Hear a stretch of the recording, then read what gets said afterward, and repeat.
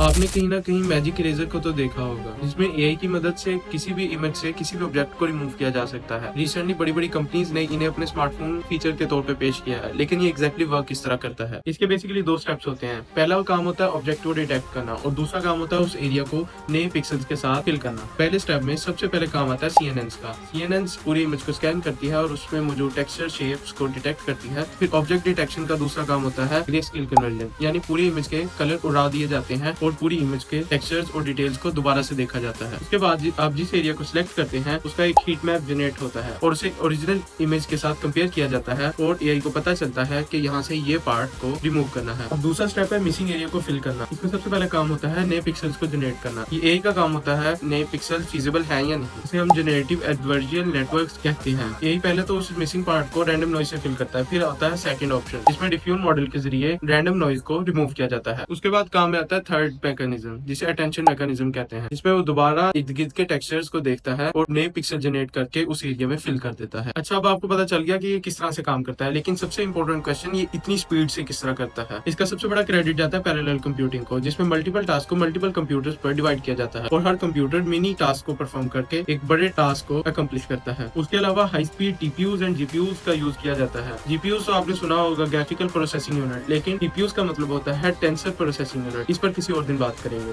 उसके अलावा हजारों इमेजेस पर ट्रेन होकर ये एआई जनरेटिव मॉडल्स काफी हद तक ट्रेन हो चुके होते हैं और मोस्ट लाइकली ये बहुत जल्दी डिटेक्ट करके ऑब्जेक्ट को रिमूव करके वहाँ पर नए पिक्सल्स को फिल कर देते हैं। अब आपको इसके पीछे मुकम्मल मैकेनिज्म का पता चल गया है। अगर आपको इस तरह की टेक की वीडियोस अच्छी लगती हैं तो आप मुझे फॉलो कर सकते हैं।